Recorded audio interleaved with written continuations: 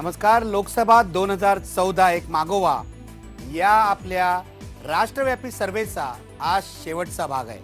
तुम्हाला माहिती आहे, सोमवारी आपण हा सर्वे सुरू केला.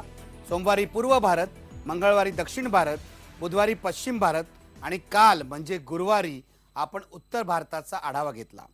आज आपण पाहणार आहोत सगळ्या देशाचं चित्र काय आहे, सगळ्या देशामध्ये कोणत्या पक्षाला किती मतं मिळणार आहेत, पर्सेंटेज काय असणार आहे, मतांचं टक्केवारी काय असणार आहेत आणि कोणत्या पक्षाला किती जागा मिळणार आहेत. आपण हेही बघणार आहोत की पंतप्रधान पदाच्या शर्यतीत कोण पुढे आहेत. नरेंद्र मोदी पुढे आहेत की राहुल गांधी पुढे आहेत आणि कुणाचं सरकार बनण्याची शक्यता आहे याचाही एक अंदाज घेण्याचा आपण प्रयत्न करणार आहोत. आपल्या सोबत आहेत नामवंत पाहुणे. आपल्या सोबत नेहमीप्रमाणे अर्थातच आपले विश्लेषक डॉक्टर सुहास पळशीकर सुद्धा आहेत. आपल्या सोबत काँग्रेसचे नेते खासदार हुसेन दलवाई आहेत.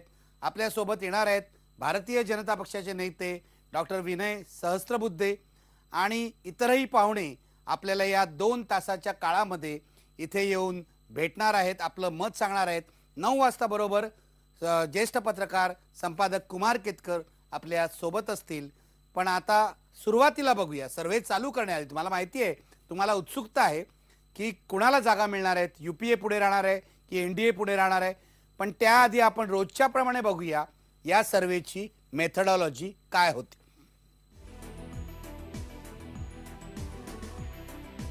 पहिल्यांदा बघा सर्वे कुणी केला.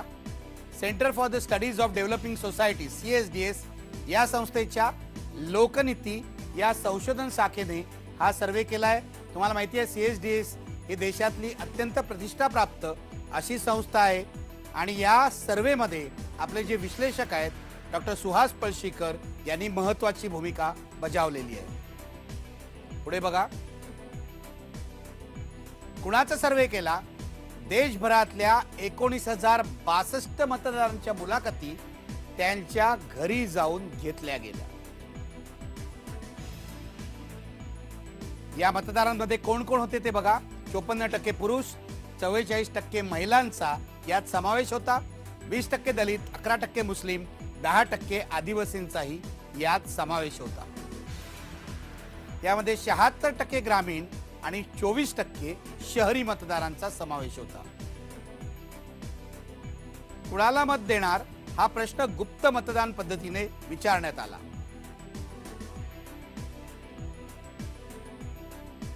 सर्वे कुठे केला हे बघा. देशातल्या प्रमुख राज्यातल्या 267 लोकसभा मतदारसंघातल्या 1120 ठिकाणी हा सर्वे करण्यात आला आणि PPS या शास्त्रशुद्ध पद्धतीचा वापर करून ठिकाणांची निवड करण्यात आली. सर्वे कधी केला, त्याचा काळ काय ते बघा. जून अखेरचा आठवडा आणि जुलै पहिला आठवडा या काळात हा सर्वे झालेला आहे. याचा अर्थ महिन्याभरापूर्वीचा हा सर्वे आहे.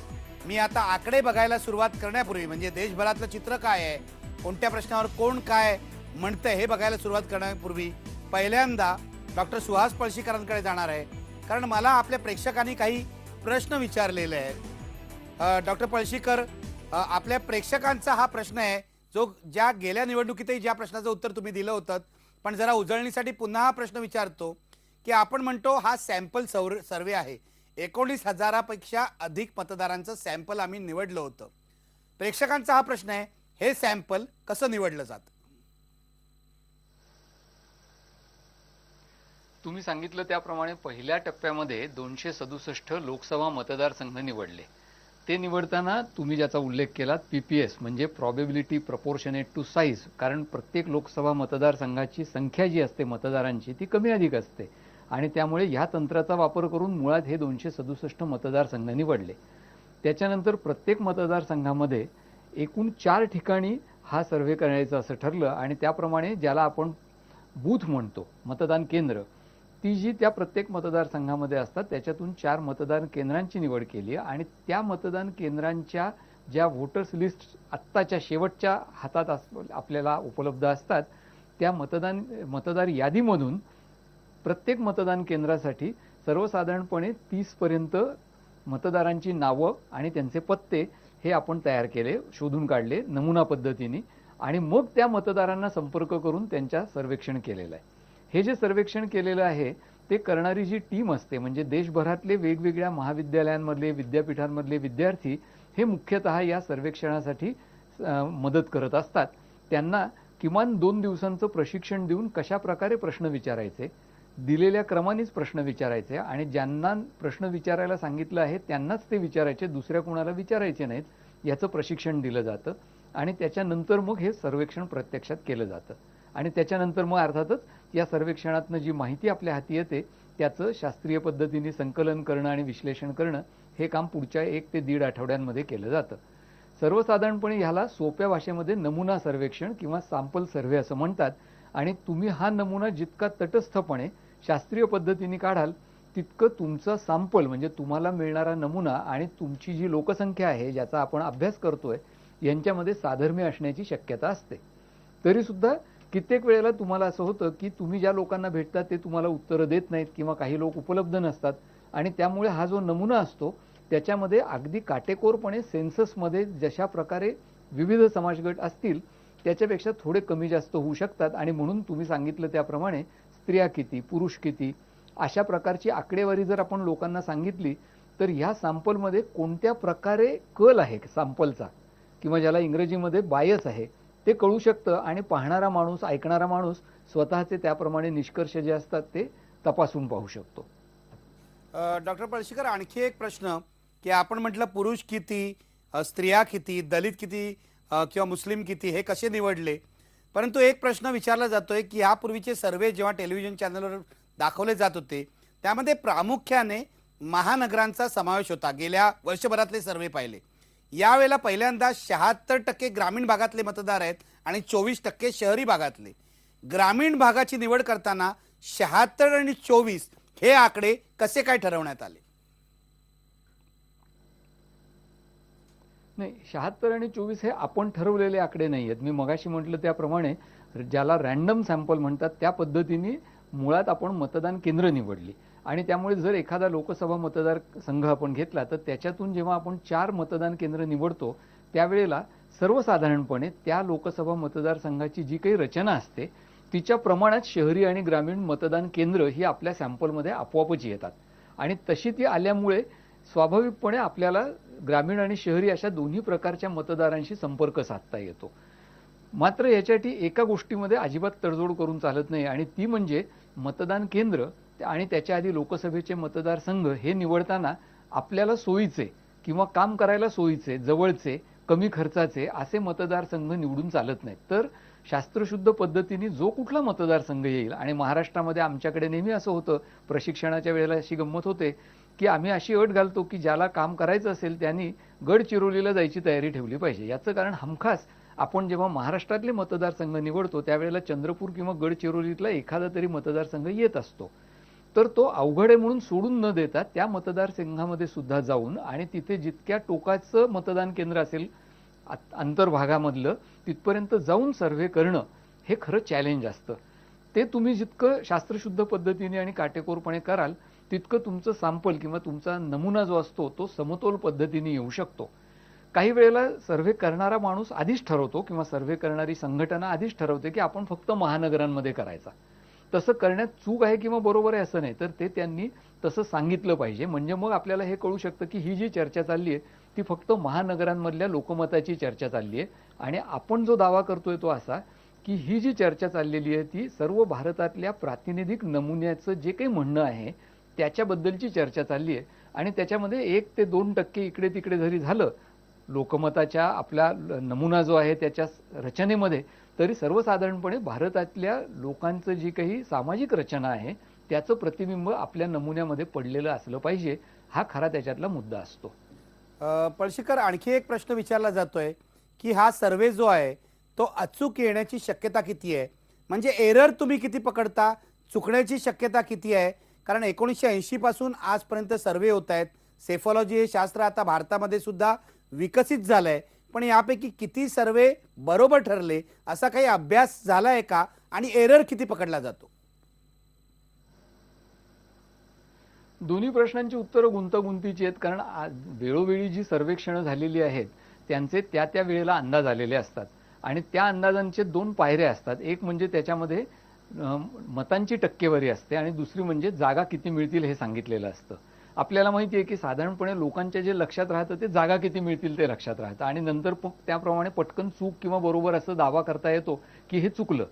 पण खरी गंमत अशी आहे की त्याच्यामध्ये दोन वेगवेगळी शास्त्र गुंतलेली आहेत. पहिलं शास्त्र जे आहे ते लोकांची मतं कशा प्रकारे कुठे कल असेल हे सांगणं, ज्याला ट्रेंड असं आपण म्हणतो, लोकमताचा प्रवाह कुणीकडे आहे, त्याची दिशा कुणीकडे आहे ते सांगणं. हे काम मुख्यतः टक्केवारीच्या आधारे होतं.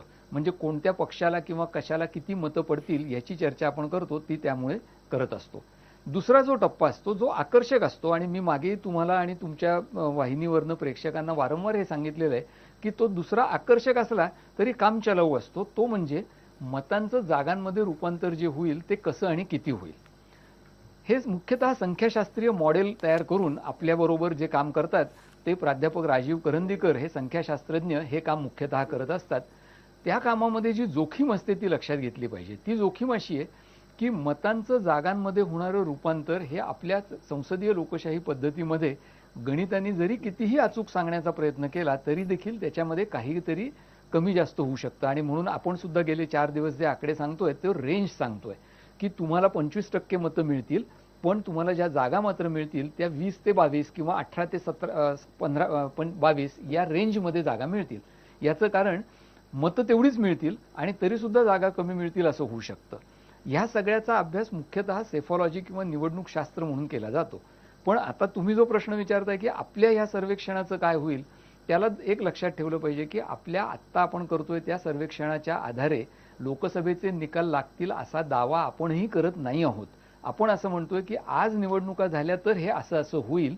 याचं कारण आपल्याला सगळ्यांना माहिती आहे की पुढच्या 6 ते 8 महिन्यामध्ये मोठ्या प्रमाणावर प्रचार होईल, वेगवेगळ्या पद्धतीने व्यूहरचना केल्या जातील आणि आज जे लोकमत आहे ते वळवण्याचे प्रयत्न केले जातील. त्यामुळे मला असं वाटतं की आपल्या आत्ताच्या सर्वेक्षणाचं खरं महत्त्व जे आहे ते नागरिकांना जितकं आहे तितकंच राजकीय पक्षांच्या कार्यकर्त्यांच्या दृष्टीने आहे की आपल्या पक्षाची स्थिती काय आहे, आपल्याला कोण मतं देत आहेत, ती कशामुळे देत आहेत किंवा देत नाही आहेत, याचा अंदाज घेऊन त्यांना पुढच्या काळामध्ये आपल्या राजकीय व्यूहरचना ठरवायला या प्रकारच्या अभ्यासांची मदत होऊ शकते. आणि त्यामुळे अशा प्रकारचा लोकमताचा जो अभ्यास असतो हा आपण आत्ता करतोय तो चूक की बरोबर ह्या चर्चेपेक्षा तो कोणते ट्रेंड्स दाखवतो आणि ते नंतर किती शिल्लक राहतात आणि शिल्लक राहत नाहीत असा अभ्यास करणं हे जास्त महत्त्वाचं आहे. राहिला मुद्दा एरर किंवा तुम्ही किती चूक होईल असं गृहीत धरताय हे सांगणं. तुम्ही जे सांगितलेत आकडे त्याप्रमाणे जर सॅम्पलचं प्रोफाईल आपण पाहिलं तर त्याच्या आधारे आपण असं म्हणू शकतो की सर्वसाधारणपणे 2 ते 3% चूक ही अशा प्रकारच्या सर्वेक्षणांच्या नमुन्यांमध्ये असू शकते. आणि याहून जास्त जर चूक झालेली असेल तर तुमचे निष्कर्ष हे फसवे किंवा काही प्रमाणामध्ये ढोबळ आणि चुकणारे ठरू शकतात असं मानलं जातं. अगदी डॉक्टर पळशीकर, तुम्ही सविस्तरपणे लोकांच्या मनातल्या प्रश्नांना उत्तरं दिली आहेत या सर्वेबाबतच्या. आणि आज या सर्वेचा शेवटचा कार्यक्रम आहे. पण आत्ता पळशीकर म्हणाले त्याप्रमाणे हा पहिला सर्वे नाही आहे. मे 2014 पर्यंत आणि त्यानंतर महाराष्ट्राच्या विधानसभा निवडणुका होईपर्यंत आपण असे अनेक सर्वे करणार आहोत आणि त्या प्रत्येक वेळेला काय ट्रेंड आहे हे सांगण्याचा आमचा प्रयत्न राहील. त्यातून राजकीय पक्षांनी, कार्यकर्त्यांनी आणि नागरिकांनी काय धडा घ्यायचा हे त्यांनी ठरवायचं आहे. पण मी आता पहिल्यांदा एक ब्रेक घेणार आहे आणि ब्रेक नंतर तुम्हाला सांगणार आहे या देशातल्या पंतप्रधानांबद्दल आणि सरकारबद्दल लोकांचं मत काय आहे.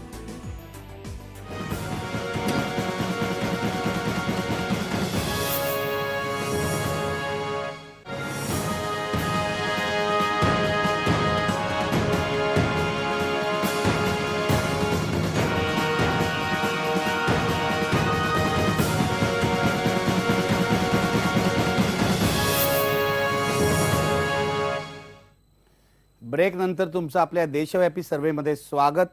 ब्रेकपूर्वी आपण सर्वेची पद्धती समजून घेतली आहे. आता जाऊया थेट प्रश्नांकडे. बघा,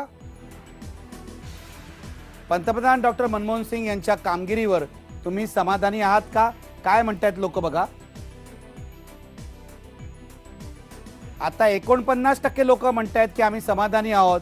पण 2011ला 56% लोक म्हणत होते की आम्ही समाधानी आहोत. याचा अर्थ समाधानाचं प्रमाण घटलंय. पुढचा प्रश्न बघा. पंतप्रधान डॉक्टर मनमोहन सिंग यांचं वर्णन तुम्ही कसं कराल? हा एक महत्त्वाचा प्रश्न आहे. बघा लोक काय म्हणतायत. प्रामाणिक पंतप्रधान आहेत असं 25% लोक म्हणतायत, पण पंतप्रधानांचं आपल्या निर्णयावर स्वतःचं नियंत्रण कमी आहे असं 14% लोक म्हणतायत. अर्थव्यवस्था व्यवस्थित हाताळू शकतात असं फक्त 10% लोक म्हणतायत आणि त्यांनी भ्रष्टाचार वाढू दिला असं 9% लोक म्हणतायत. पुढचा प्रश्न बघूया. देशातली आर्थिक स्थिती सध्या कशी आहे असं आम्ही विचारलं. बघा लोक काय म्हणतायत. चांगली आहे असं म्हणणारे फक्त 21% लोक आहेत आणि साधारण आणि वाईट असं म्हणणारे आहेत 50 आणि 31%. याचा अर्थ असा होतो 81% असं लोकांना वाटतंय की देशातली आर्थिक स्थिती फारशी बरी नाहीये. पुढचा प्रश्न बघूया. महागाईला जबाबदार कोण या प्रश्नाचं उत्तर मतदारांनी काय दिलं बघा. महागाईला जबाबदार केंद्र सरकार असं 34% मतदार म्हणतायत. पुढे जाऊया. श्रीमंत आणि गरिबामधल्या दरीत काय फरक पडलाय बघा पडद्यावर. दरी वाढली आहे असं 45% लोक म्हणतायत, तेवढीच आहे असं 32% लोक म्हणतायत. 45% लोक म्हणतायत की श्रीमंत आणि गरिबामधली दरी वाढलेली आहे. पुढे जाऊया. UPA 2 हे सरकार भ्रष्ट आहे का थेट प्रश्न आहे. बघा लोक काय म्हणतायत. हो म्हणतायत 66% लोक. 66% लोकांना हे सरकार भ्रष्ट वाटतंय आणि 10% लोक नाही म्हणतायत. 4% लोक ही भ्रष्ट नाही म्हणतायत. 10% लोक फार भ्रष्ट नाहीत म्हणतायत. याचा अर्थ असा आहे देशातल्या बहुसंख्य लोकांना UPA 2 हे सरकार भ्रष्ट वाटतंय. पुढचा प्रश्न बघा. UPA 2 सरकारच्या कालावधीत भ्रष्टाचार वाढलाय का.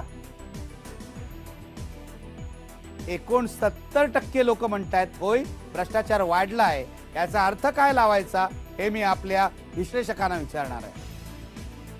पुढे जाऊया. UPA सरकारच्या कल्याणकारी योजनांचा लोकांना फायदा झालाय का बघा पडद्यावर. होय म्हणतायत 46% लोक, पण 54% लोक नाही म्हणतायत. हे लक्षात घ्या.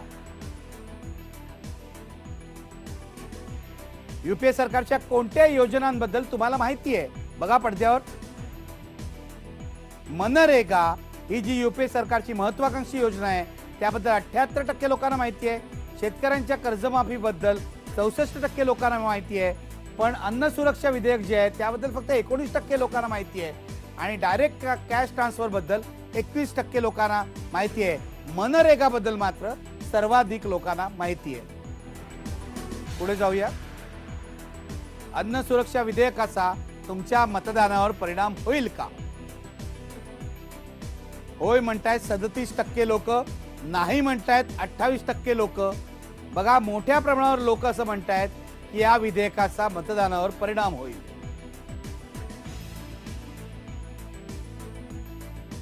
मुस्लिम युवकांना दहशतवादाच्या खोट्या केसेसमध्ये गोवलं जातंय का हा प्रश्न अत्यंत महत्वाचा आहे. मुस्लिम समाजामध्ये नाराजी याबद्दल बघा काय म्हणतायत लोक.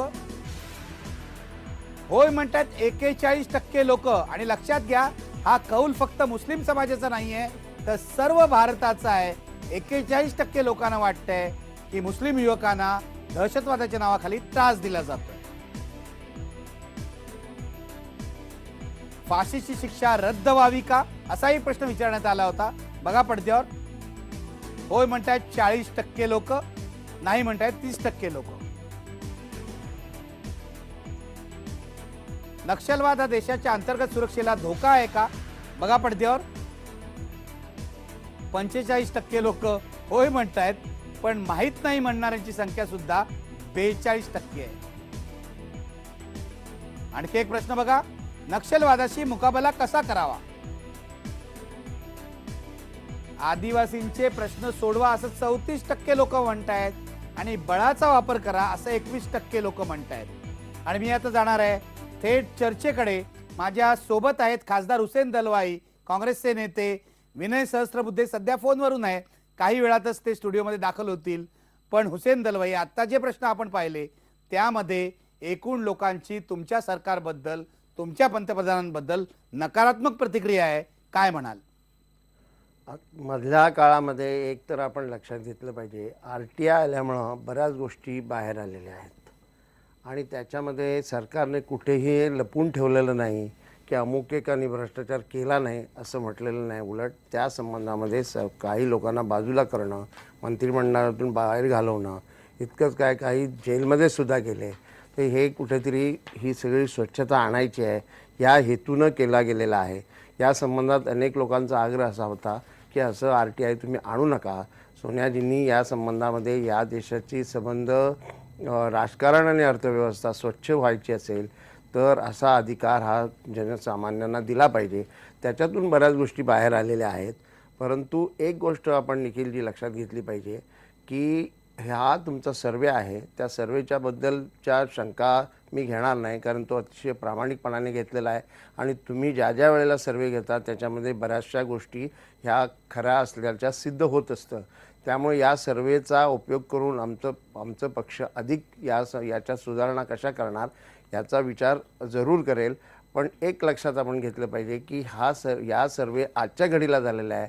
अजून 9 महिने 8-9 महिने इलेक्शनला आहेत. याच्यामध्ये सुधारणा करण्याच्या दिशेनं बऱ्याच प्रश्नांच्या संबंधात दिल्लीमध्ये त्याचे प्रयत्न चालले आहेत. विठ्ठलदा राहुलजी या संबंधामध्ये बरेच प्रयत्न करत आहेत आणि खोटा जो प्रचार होतो तो हाणून पाडण्याच्या दृष्टीने प्रयत्न चाललेले आहेत. आम्हाला त्यांनी सांगताना एक गोष्ट सांगितली की सगळ्यात महत्त्वाची गोष्ट आहे सत्य तेच सांगा, कारण हा महात्मा गांधींचा पक्ष आहे. दुसरं म्हणजे जे बोलाल ते अतिशय आदरयुक्त बोला, अनादराने कुणालाशीही बोलू नका. आणि तुम्ही आक्रमक जे बोलताय, आक्रमक आम्ही बोलू, आक्रमकरित्या हे सगळं समजावून सांगण्याचा प्रयत्न जरूर करू, पण याच्यामध्ये खोटा प्रचार करण्याचं जे तंत्र आहे, गोबेल नीती आहे, ती मुळीच वापरली जाणार नाही. आणि आणखी एक गोष्ट बोलली ते आमच्या सगळ्या नेत्यांनी आम्ही लोकांनी लक्षात घेतलं पाहिजे, एका आवाजात बोला, अनेक आवाजामध्ये बोलू नका. म्हणजे जसं आमचे विरोधक एका बाजूला एक जण बोलतो, दुसऱ्या एक बोलतो, ते शिक्षणच त्यांना दिलं जातं. आमच्याकडे शिक्षण नसूनही हे होत असेल तर ते चुकीचं आहे हे सांगण्यात आलं. आणि मला असं वाटतं या परिस्थितीत यात आपण जो सर्वे घेतलेला आहे तेव्हा त्या सर्वेचा चांगलं अध्ययन करून या संबंधामध्ये सुधारणा करण्याच्या दिशेनं प्रयत्न होतील. विनय सहस्त्रबुद्धे आपल्या सोबत आता येत आहेत. 2 मिनिटच लागतील त्यांना तिथे यायला, पण त्याआधी मी पुन्हा एकदा डॉक्टर पळशीकरांकडे जातोय. पळशीकर, पूर्णपणे नकारात्मक असा कौल लोकांनी दिलेला दिसतोय. वेगवेगळ्या प्रश्नांबाबत सरकारची प्रतिमा अत्यंत खालावलेली दिसते. भ्रष्टाचारी सरकार आहे असं लोक म्हणतायत आणि मनरेगा मात्र लोकांना माहिती आहे. मग याचा अर्थ काय लावायचा? म्हणजे एका बाजूला सरकार भ्रष्टाचारी आहे, पण मनरेगा सारख्या योजनांचा फायदा सुद्धा सरकारला मिळत नाहीये का? याचं उत्तर, एक छोटा मुद्दा सुरुवातीला जो आहे तो असा की ह्या उत्तरांवरूनच हे दिसतं की हे सर्वेक्षण बऱ्यापैकी विश्वासार्ह असणार आहे. याचं कारण गेल्या काही वर्षांमध्ये वारंवार निर्माण होत असलेली, पुढे येत असलेली भ्रष्टाचाराची प्रकरणं जर लक्षात घेतली तर लोकांनी यापेक्षा वेगळी काय प्रतिक्रिया देणं आपल्याला अपेक्षित होतं? भ्रष्टाचार वाढतोय असंच लोक म्हणणार. दुसऱ्या बाजूला देशाची आर्थिक स्थिती, हा काही लोकमत देशाची आर्थिक स्थिती काय हे ठरवत नसतं, तर लोकमताची चाचणी तुम्ही जी करताय ती बरोबर आहे का नाही हे कळण्याचा एक साधा मार्ग आहे की आपल्याला बाहेर दिसतं की अर्थव्यवस्था भारताची ढासळतीये. त्यावेळेला जर ह्या सर्वेतनं असं आलं असतं की फार चांगली चाललंय लोकमत म्हणतंय, तर या सर्व्हेबद्दल प्रश्न आला असता. त्यामुळे आपण हा मुद्दा बाजूला ठेवू. मला असं वाटतं याच्यातनं खरा मोठा राजकीय मुद्दा जो पुढे येतोय तो असा आहे, काँग्रेस पक्षाबद्दलचा असेल आणि एकूण आपल्या राजकीय पक्षांबद्दलचा असेल, तो असा आहे की राजकारण करत असताना 2 रस्ते उपलब्ध असतात. एक रस्ता जो असतो तो म्हणजे राजकारणात जाणं, राजकीय पदं आणि सरकारच्या संस्था ताब्यात घेऊन त्यांच्यावर हात मारणं. दुसरा मार्ग जो असतो तो म्हणजे राजकारणात जाणं आणि राजकीय पदं आणि सरकारी संस्था यांचा वापर करून आपल्या पक्षाचा दीर्घकालीन फायदा होईल अशा प्रकारच्या काही चांगल्या योजना अंमलात आणणं, राबवणं. काँग्रेस पक्षाची जी द्विधा झालेली दिसते आणि ती संघटनात्मक द्विधा आहे की आपला पक्ष कोणत्या मार्गाने न्यायचा ह्याच्यावरचं नियंत्रण पक्षाच्या नेत्यांचं पक्षावर नाही. आणि त्यामुळे ह्या दोन्ही कल आपल्याला दिसतात. एका बाजूला भ्रष्टाचार वाढलाय हेही लोक म्हणतायत, पण लोक काही केवळ विरोधी पक्षांप्रमाणे सरकारवर टीका करायला बसलेले नसल्यामुळे लोक हेही मान्य करतायत की आम्हाला ही योजना माहिती आहे आणि त्या योजनेचा आम्हाला लाभ झालेला आहे. आणि कोणत्याही सरकारच्या दृष्टीने हा फार महत्त्वाचा मुद्दा आहे की आपल्या योजनांचा लोकांना किती लाभ होतोय आणि तो जर पुरेसा होत नसेल तर तो होण्यासाठी काय करायला पाहिजे याचा विचार कोणत्याही सरकारने करण्याची गरज आहे. तो राजकीय दृष्ट्याही करायची गरज आहे, सरकार म्हणूनही करायची गरज आहे. असा ह्या मला वाटतं तुम्ही जे आत्ता प्रश्न काही सांगितलेत, उत्तरं ज्यांची जो अहवाल दिलात त्याच्यावरनं निष्कर्ष काढता येईल. मी आता एक ब्रेक घेणार आहे आणि ब्रेक नंतर थेट जाणार आहे डॉक्टर विनय सहस्त्रबुद्धे यांच्याकडे. भारतीय जनता पक्षाचे प्रतिनिधी आहेत ते, त्यांच्या दृष्टीने ही आनंदाची बातमी आहे की सरकार विरोधी कौल आहे हा सगळा लोकांचा आपल्या प्रश्नांच्या बाबतीत. ब्रेक घेऊया आणि पुन्हा भेटूया.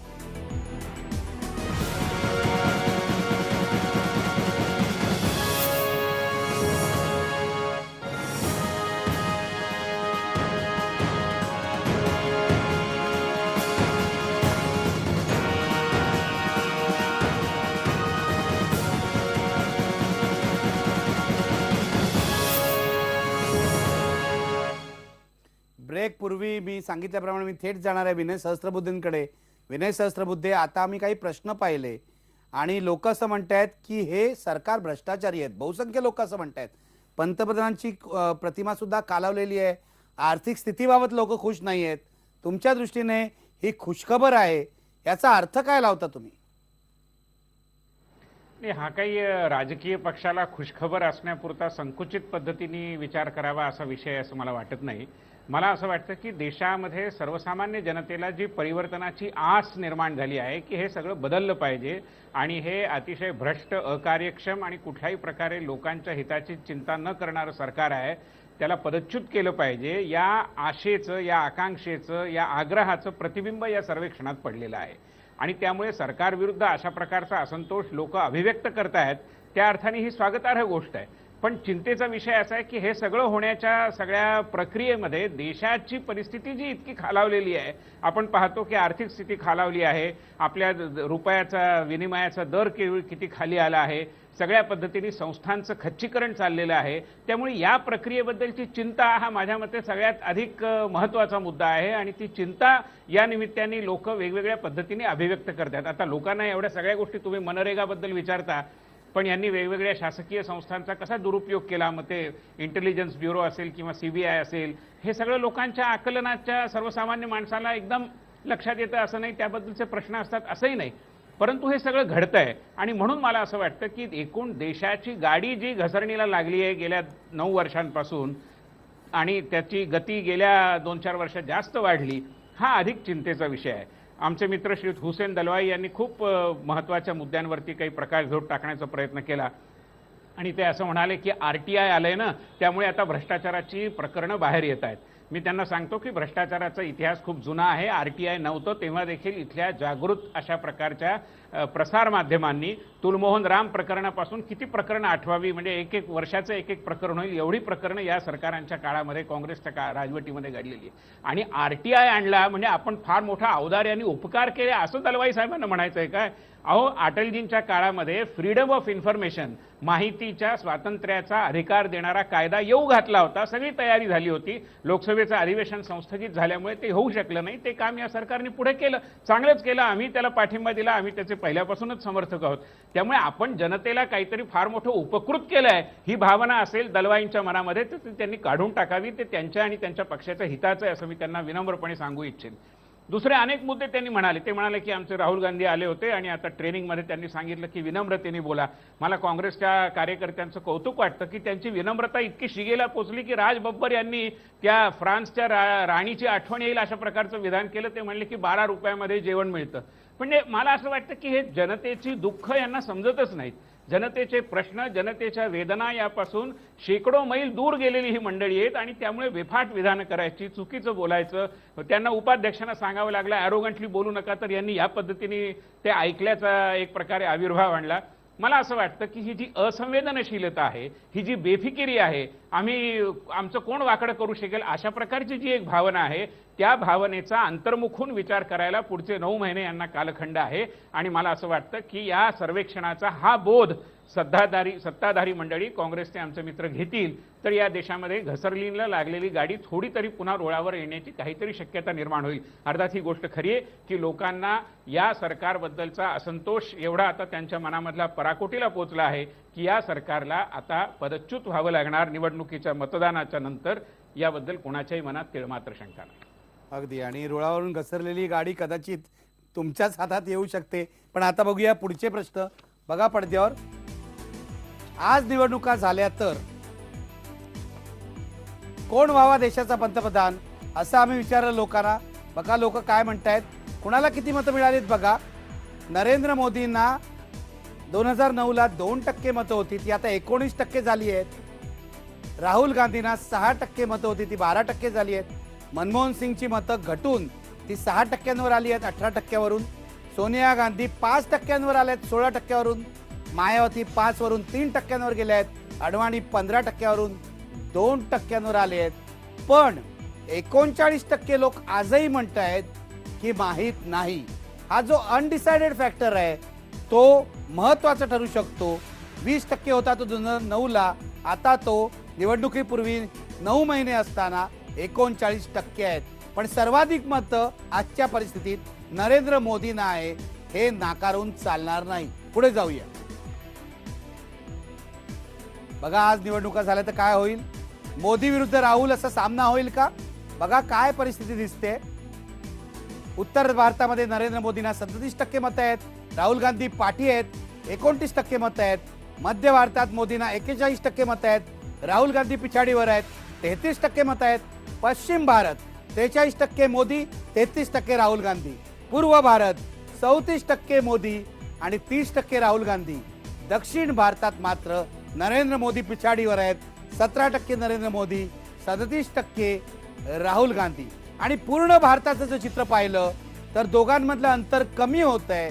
33% मतं आहेत नरेंद्र मोदींना आणि 31% मतं आहेत ही राहुल गांधींना आहेत. तुम्ही लक्षात घ्या किती अटीतटीचा सामना आहे हे यावरून लक्षात येईल. पुढे जाऊया. मुस्लिम मतदारांचा कौल काय आहे ते बघूया. मोदी आणि राहुल गांधींना, कारण हा मुद्दा खूप महत्वाचा आहे निवडणुकीत. मुस्लिम मतदारांमध्ये राहुल गांधींना खूपच मोठी बढत आहे. 45% मतदार म्हणतात राहुल गांधी हे पंतप्रधान हवेत. नरेंद्र मोदींना फक्त 18% मत आहे. पुढे जाऊया. पंतप्रधान पदाचे उमेदवार त्या त्या पक्षाने किंवा आघाड्यांनी जाहीर करावेत का. बघा पडद्यावर. भाजप समर्थकांना वाटतं की नरेंद्र मोदींचं नाव भाजपने जाहीर करावं. 79% भाजप समर्थकांना वाटतंय आणि 66% काँग्रेस कार्यकर्त्यांना वाटतंय की राहुलचं नाव काँग्रेसने जाहीर करावं. पुढे जाऊया. पंतप्रधान पदासाठी भाजपच्या मतदारांची पसंती कुणाला आहे ते बघा. अर्थातच one and only Narendra Modi. 68% भाजपचे मतदार मोदींच्या पार्ट्यात मत टाकतायत. लालकृष्ण अडवाणींना 12%, सुषमा स्वराजना 5%, जेटली 1%, राजनाथ सिंग 1%. पण नरेंद्र मोदी हे सर्वार्थाने आघाडीवर आहेत. पुढे जाऊया. काँग्रेस मतदारांना हाच प्रश्न आम्ही विचारला. राहुल गांधींना अर्थातच सर्वाधिक मतं आहेत, 48% मतं आहेत. त्या पाठोपाठ सोनिया गांधी 16%, मनमोहन सिंग 14%, चिदंबरमना फक्त 2%. चर्चेला सुरुवात करूया. मला असं वाटतं पुन्हा एकदा हुसेन दलवाईंकडे जायला पाहिजे. त्यांच्या दृष्टीने हा जरा दुःखाचा दिवस आहे. सगळीकडेच त्यांचे नेते सुद्धा पिछाडीवर पडलेले दिसत आहेत. हुसेन दलवाई, नरेंद्र मोदी पुढे आहेत. एक दक्षिण भारत सोडला तर सर्व भारतामध्ये काय म्हणाल तुम्ही. नरेंद्र मोदींची घोडदौड खूप वेगाने चालू आहे, हे तुम्ही मान्य कराल का. एकतर हा दुःखाचा दिवस आहे असं मी समजणार नाही. उलट आमच्या दृष्टीनं ही जी वस्तुस्थिती म्हणून पुढे येते आहे त्याच्यातून मार्ग काढण्यासाठी तुम्ही आम्हाला बऱ्याच सुविधा निर्माण करून देताय असं माझं मत म्हणलेलं आहे. म्हणजे याच्यातून घाबरून जाण्याचं काहीच कारण नाही. याच्यातून आम्ही धडे घेऊन पुढे जाण्याच्या दिशेनं प्रयत्न करू, त्याच्याबद्दल माझ्या मनामध्ये शंका नाही. उलट ज्या वेळेला फार मोठ्या प्रमाणात हाईप निर्माण होते त्यावेळेला ती कोसळतेही तितक्याच मोठ्या प्रमाणात. हे आपण 2004च्या निवडणुकीचं बघू. 2004च्या निवडणुकीच्या वेळेला भाजप एकदम पुढे आहे असं ते वातावरण झालेलं होतं आणि त्या मानाने सोनिया गांधी अतिशय धीमेपणाने सौम्यपणे काम करत होत्या. लोकांना एक माध्यमांनी सुद्धा असं वातावरण निर्माण केलेलं होतं की पुन्हा ह्यांचं सरकार येणार आणि हाईप निर्माण करण्यामध्ये भाजप हे जास्त काँग्रेसपेक्षा जास्त प्रावीण्य आहे त्यांच्याकडे, हे मान्य केलं पाहिजे. त्यावेळेला ज्या पद्धतीनं महाजनांनी वातावरण केलेलं होतं तेव्हा नक्की 100% येणार असं लोकांना वाटत होतं. पण लोकांनी वेगळा कौल दिला आणि सोनिया गांधींनी ज्या पद्धतीनं त्यावेळेला नेतृत्व केलं, सगळ्यांच्या घरी जाऊन लोकांना एकत्र करण्याचं काम केलं, त्याचा परिणाम परत सरकार काँग्रेसचं आलं. आजही हेच होईल अशी मला पूर्णपणे खात्री आहे.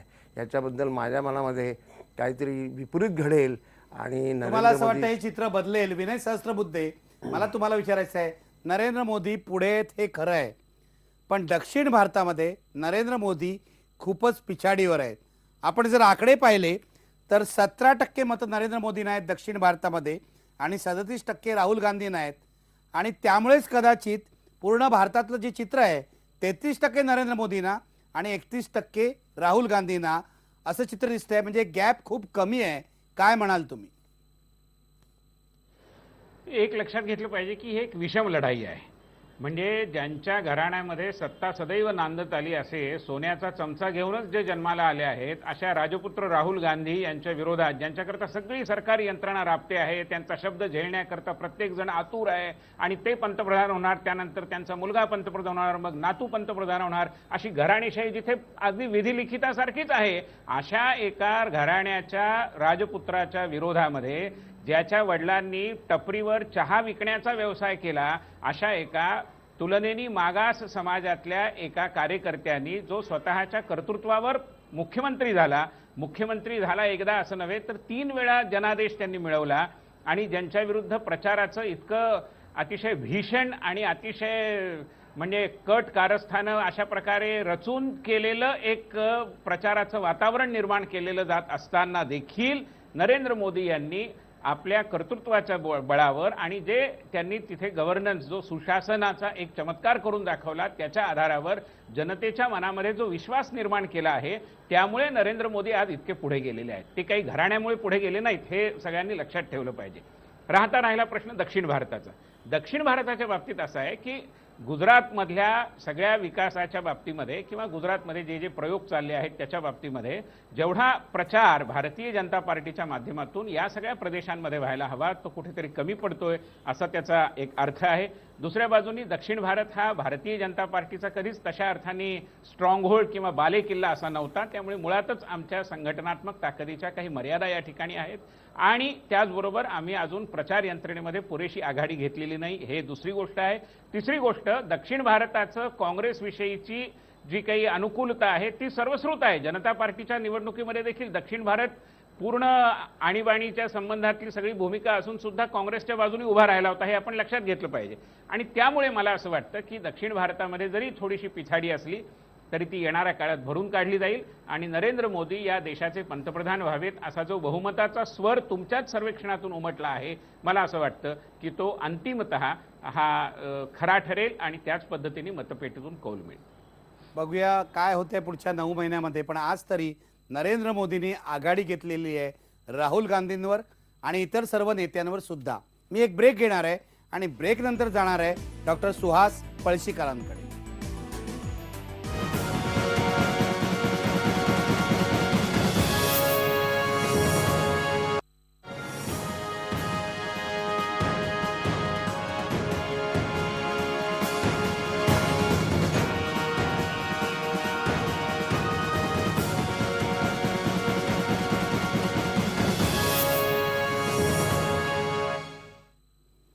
घड्याळाचा काटा 9च्या दिशेने सरकतोय आणि मी असं ठरवलंय की 9 वाजल्यानंतर तुम्हाला प्रत्यक्ष कोणत्या पक्षाला किती जागा मिळतील, मतांची टक्केवारी काय असेल हे सांगायचं.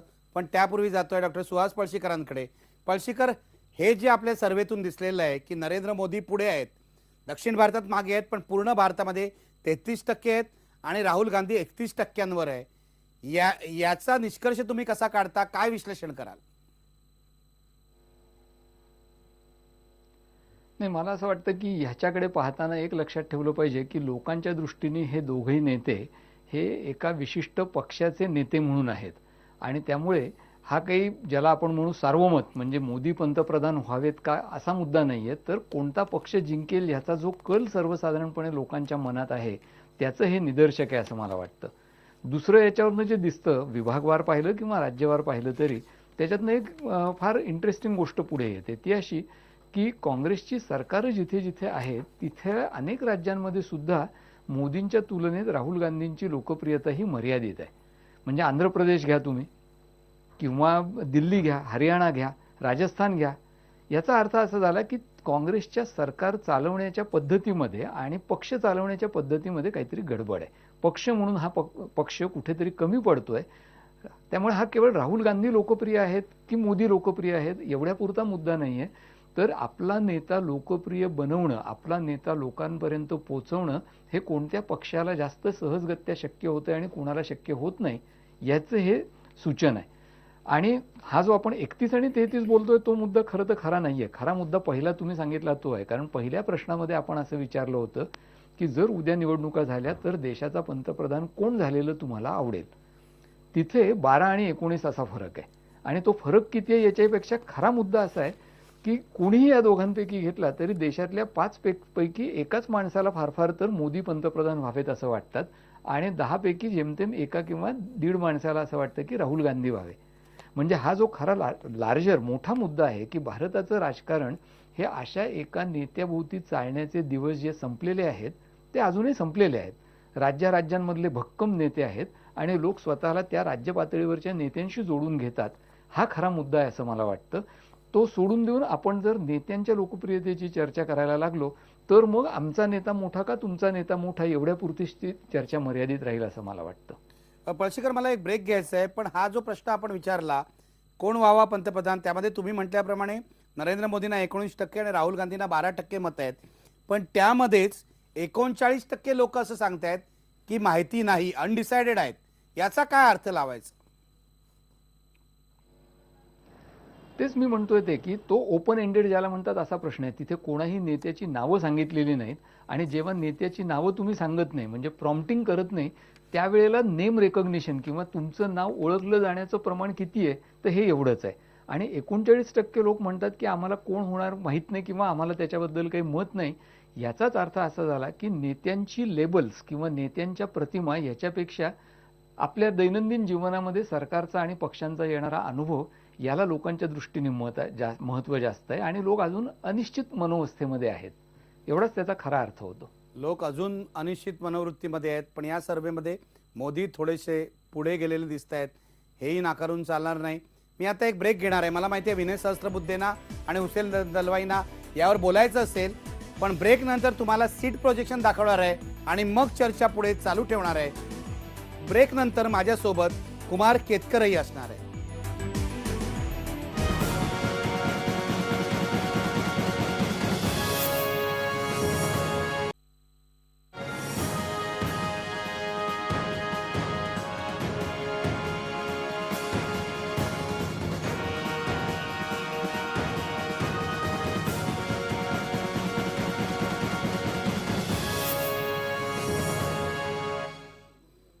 बरोबर 9:02 झालेली आहेत आणि मी तुम्हाला आश्वासन दिल्याप्रमाणे आता मी तुम्हाला सांगणार आहे, तुम्हाला हवा असलेला आकडा बघा पडद्यावर. आज निवडणुका झाल्या तर कुणाला किती जागा मिळतील बघा. हे मतांची टक्केवारी पण आहेत आणि जागा पण आहेत. एनडीएला 29% मतं मिळतील आणि 172 ते 180 जागा मिळतील. यूपीएला तेवढीच मतं मिळतील पण जागा मात्र 149 ते 157 असतील. डाव्यांना 6% मतं, 22 ते 28 जागा. समाजवादी पक्षाला 4% मतं, 17 ते 21 जागा. बसपाला 6% मतं, 15 ते 19 जागा. इतरांना 26% मतं आणि जागा बघा, हा आकडा अत्यंत महत्वाचा आहे, 147 ते 155 जागा. याचा अर्थ एनडीएला 172 ते 180 जागा, यूपीएला 149 ते 157 जागा आणि इतरांना छोट्या छोट्या पक्षांना मिळून 147 ते 155 जागा मिळणार आहेत. हे टेबल मी तुम्हाला पुन्हा दाखवणार आहे, याचं कारण अत्यंत महत्वाचं आहे. पुढे बघा,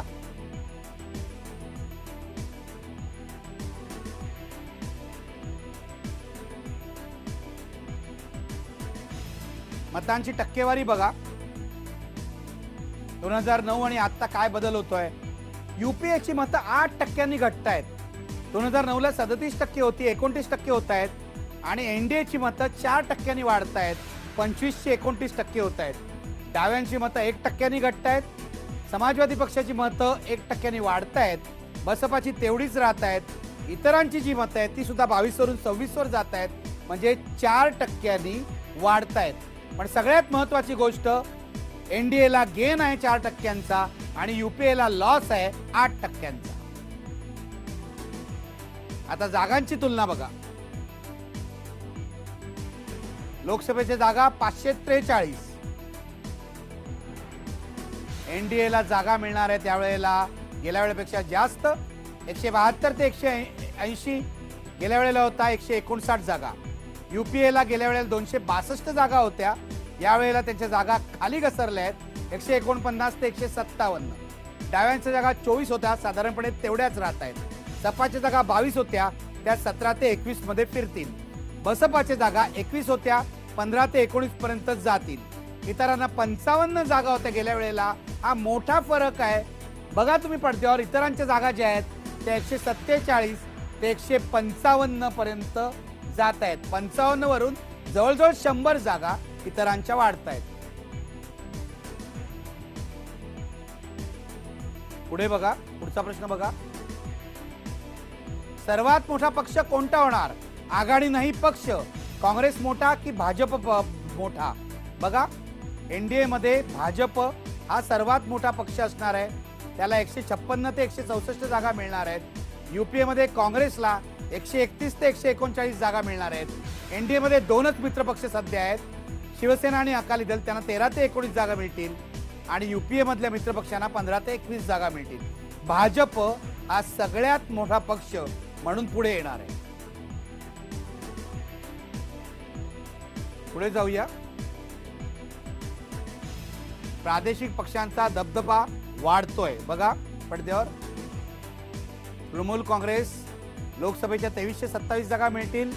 अण्णा द्रमुकला 16 ते 20 जागा, जनता दल युनायटेडला 15 ते 19 जागा, बिजू जनता दलाला 12 ते 16 जागा, वायएसआर काँग्रेस जगनमोहन रेड्डीच्या पक्षाला 11 ते 15 जागा, राजदला लालूंना 8 ते 12 जागा, तेलुगू देसमला 6 ते 10 जागा, तेलंगणा राष्ट्रीय समिती 5 ते 9 जागा. प्रादेशिक पक्ष या लोकसभेमध्ये सामर्थ्यवान होऊ शकतात. चर्चा संपलेली आहे आणि आपल्या सोबत आहेत कुमार केतकर. कुमार केतकरांपासूनच सुरुवात करतोय. कुमार केतकर, तुम्ही बघितलं एनडीए आणि युपीए मध्ये काय फरक होणार आहे या निवडणुकीमध्ये, हे आकडे बघून तुमचा निष्कर्ष, तुमचं विश्लेषण काय आहे नेमकं? मला वाटतं हे आकडेवारी की फारशी चुकीची वाटत नाही. आता किती सॅम्पल आहे आणि किती प्रकारे ह्याच्याबद्दल अनेक प्रकारचे मतभेद व्यक्त केले जातात सगळ्या सर्वेक्षणांबद्दल, पण एक ओव्हरऑल जर असं चित्र पाहिलं तर हे चित्र मला काही फारसं चुकीचं, फारसं गैर किंवा फारसं अवास्तव वाटत नाही. आता याच्यामध्ये फक्त एकच मला कळलेला नाही आकडा, तो असा आहे की इतर पक्षांमध्ये डावे धरलेले नाही आहेत, सपा धरलेले नाही आहेत आणि बसपा धरलेले नाही आहेत. याचा अर्थ इतर म्हणजे फक्त प्रादेशिक असा अर्थ होतो. तर त्याचं जर वर्णन प्रादेशिकच झालं असतं तर आपल्याला कदाचित विश्लेषणात मदत झाली असती. परंतु हे जे इतर आहेत त्याच्यामध्ये जसे अपक्ष आहेत, प्रादेशिक आहेत, छोटे पक्ष आहेत, काय की तर एकेका राज्यातले एक एक माणसांचेच पक्ष आहेत, हे सगळे धरून जो आकडा आहे तो आकडा आणि युपीएचा आकडा एकच आहे.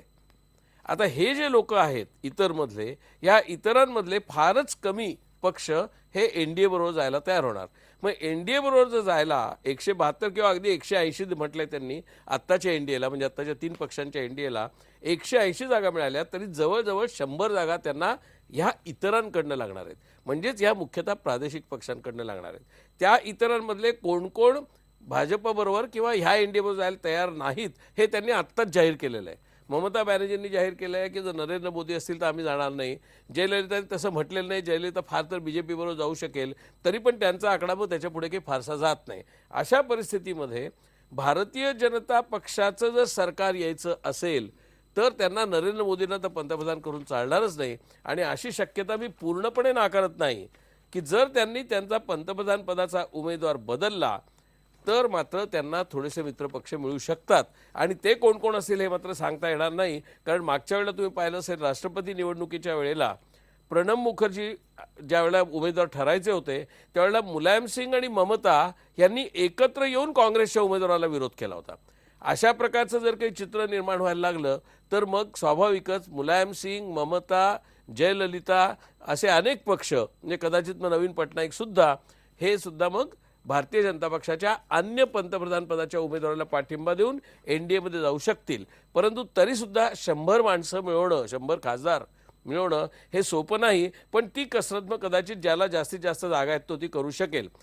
याउलट UPAला जागा कमी आहेत, परंतु जागा जरी कमी असल्या तरी त्यांना ती कसरत थोडीशी सोपी आहे.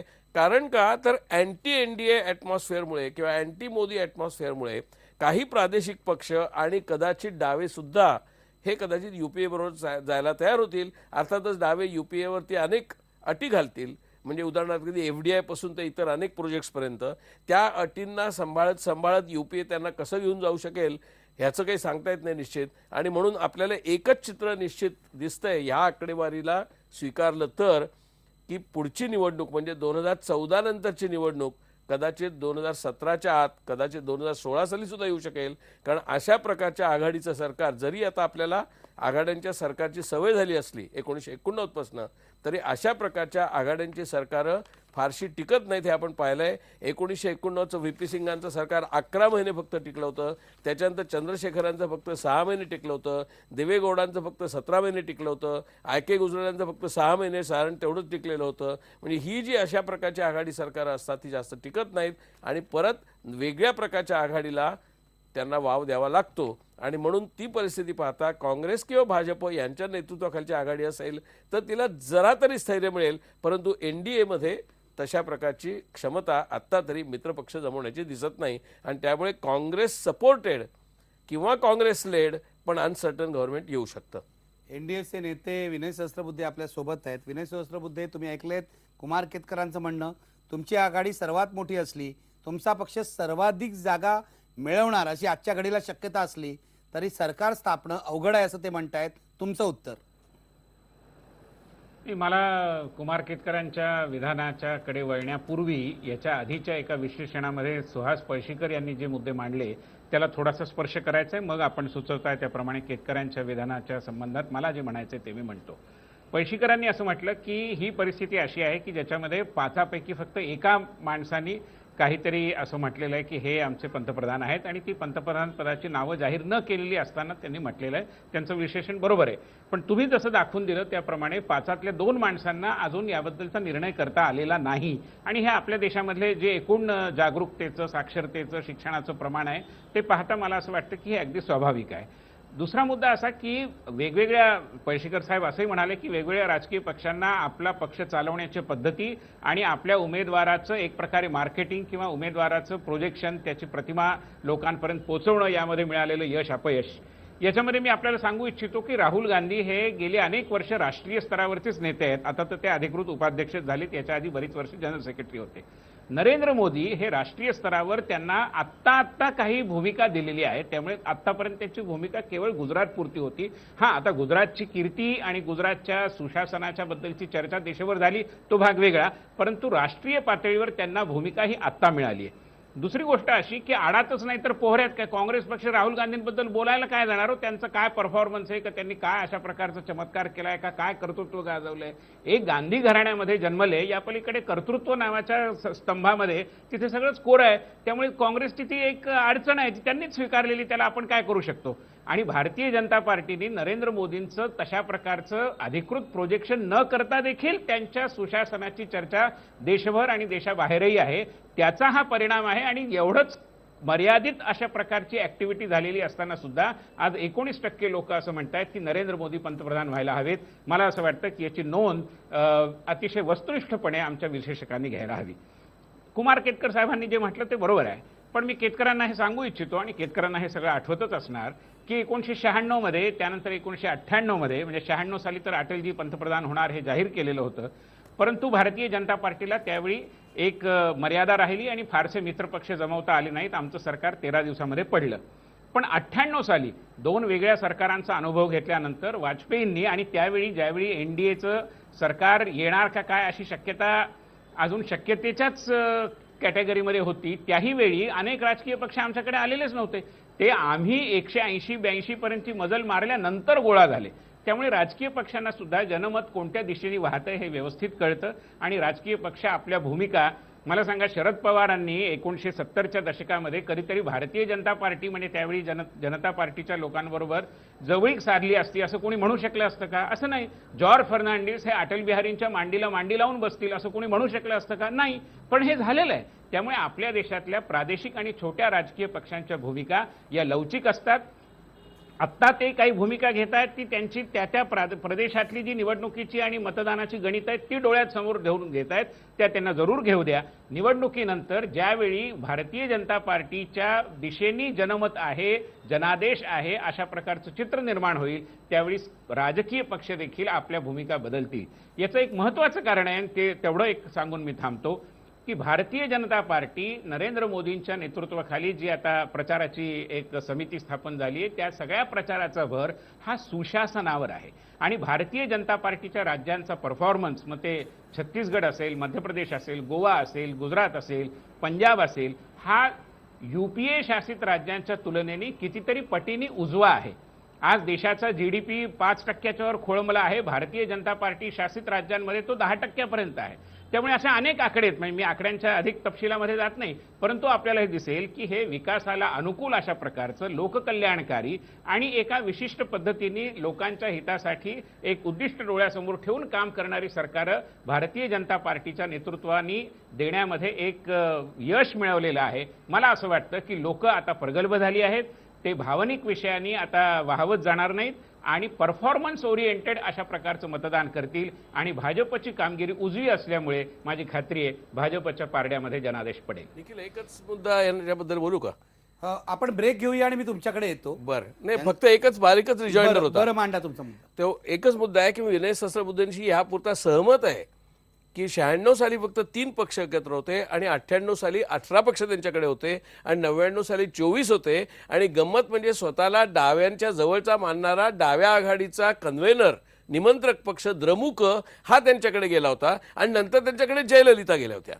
त्यामुळे जयललिता आणि द्रमुक दोघांनी कशा संधिसाधू पद्धतीने आघाड्या बदलल्या हे सगळ्या देशांनी पाहिलेलं आहे. त्यामुळे अशा प्रकारच्या संधिसाधू पद्धतीने येणारे पक्ष त्यांच्याकडे येऊ शकतात. मी फक्त एवढंच म्हटलं की असे किती पक्ष आहेत की जे मोदींच्या पंतप्रधान पदाला मान्यता देतील आणि किती पक्ष भाजपला देतील, एवढाच माझा मुद्दा होता. मोदींच्या पंतप्रधान पदाला हे सगळे पक्ष मान्यता कदाचित देणार नाहीत, पण भाजपच्या आघाडीला मान्यता देऊ शकतील. त्यामुळे मी 50% उलट त्यांच्याशी सहमत आहे. किंबहुना काल मी हा मुद्दा मांडलाच होता. बरोबर आहे. म्हणजे तुमचं असं म्हणणं आहे की मोदी पंतप्रधान नसतील आणि दुसरा कोणतरी भाजपचा उमेदवार असेल तर कदाचित त्यांना पाठिंबा मिळू शकेल. यावर आपण चर्चा करूया, कारण वादाचा मुद्दा आहे. पण ब्रेक घेऊन परत येऊया.